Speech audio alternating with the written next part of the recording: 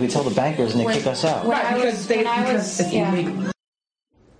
Well, after running that video and other video like it all morning, Fox News' Shannon Bream knocked on the door of the Acorn office in Baltimore where this happened, and here's what happened to her. Morning. Hello. Hi. I'm Shannon Bream with Fox News. How are you? How are you doing? I'm very good. We just wanted to come and see if we could get a response from someone about the video that we have. Yeah, if you have any questions, you can contact our national communications person. Okay. Thank you. That's that. Well, that national communications person, the national spokesperson, is Scott Levinson. And he issued a statement saying that this portrayal is false and defamatory journalism. The film crew tried to pull this sham at other offices and failed.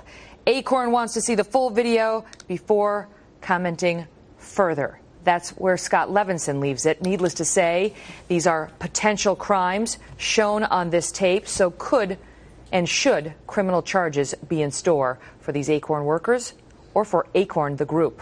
Let's ask our panel. Defense attorney Mark Eiglarsh and trial attorney Lee Armstrong. Okay, gentlemen, we're going to do something unusual today on the court. We're going to talk a little bit, and then we're going to go to break, and we're going to bring you back, because this is a big story and it deserves proper attention. I want to give your disclaimer for you. You've only seen what we've shown the viewers. This is just breaking.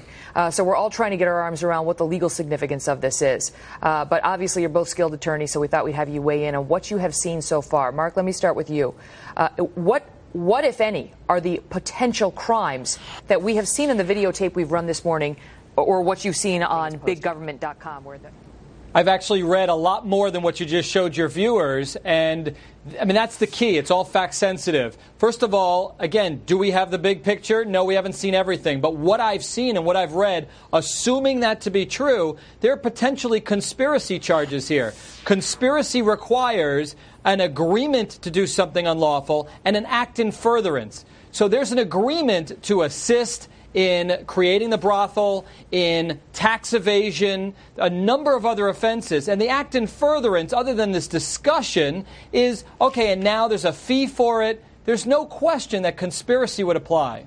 Lee, do you agree? I mean, is there any question that if they truly believed that these people were peddling child prostitutes to come over to the United States and live in a brothel and wanted Acorn to help them get a loan to get that housing, that this woman's assistance would be illegal?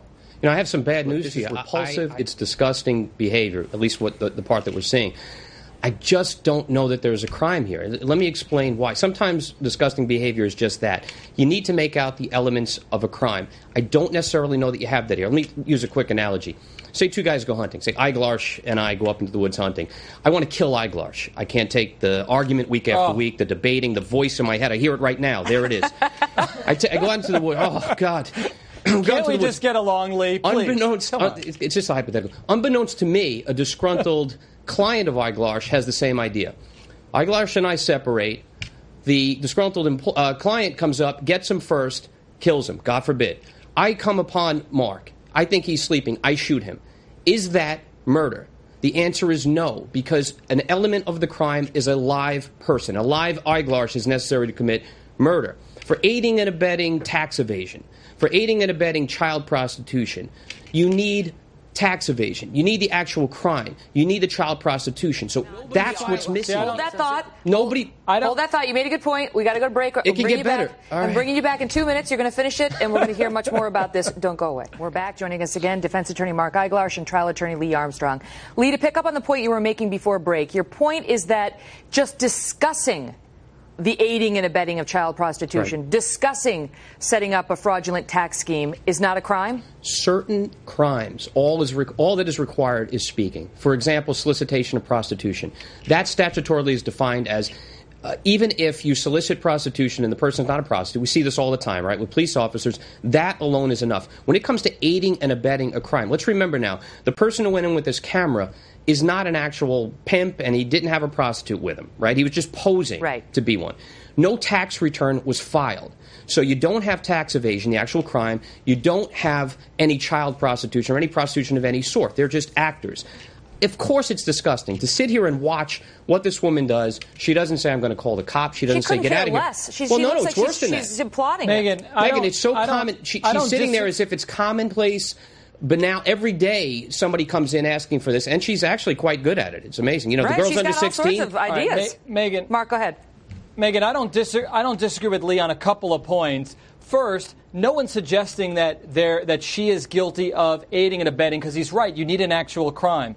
And of course, her behavior is repulsive. I disagree with his hunting analogy, because I don't hunt. Fishing a little bit, and I would never go fishing with Lee, as he suggested. But what he's ignoring, and I'd like him to address, conspiracy doesn't require a completed offense. It's getting together and discussing a crime.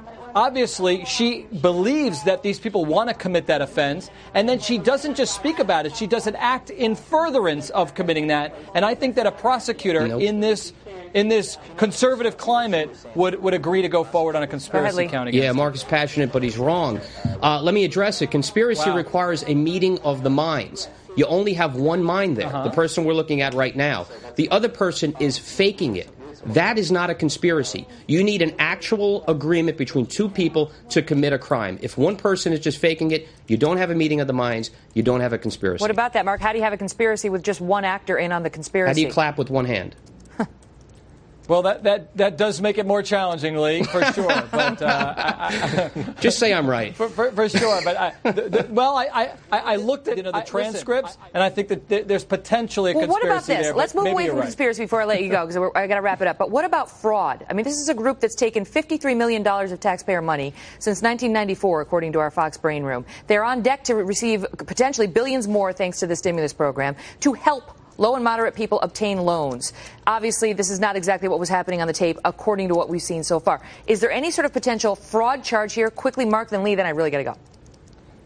That I don't see. And ultimately what they want to say is this is an isolated incident restricted to one worker who went out on her own and did what she did, and that's not indicative of what Acorn did. Okay. By the way, bad day for PR. In today's paper, 11 indicted for fraud out of Acorn's actions. And we see that often. Lee, I'll give you the last quick word. Yeah, for fraud, you need reasonable reliance on a representation. That would mean the guy who was coming in and posing as the pimp. There is no reasonable reliance. He knew exactly what he was doing and knew what he was getting. So unfortunately, no. Let's go Very hunting, good discussion. Lee. Mark and Lee, thank you so much. One final word for our viewers.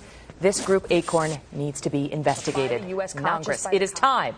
House Judiciary Chairman John Conyers, a Democrat, once pushed for hearings, then backed off, blaming the powers that be. The powers that be need to rethink this. Take a look. The American people deserve no less.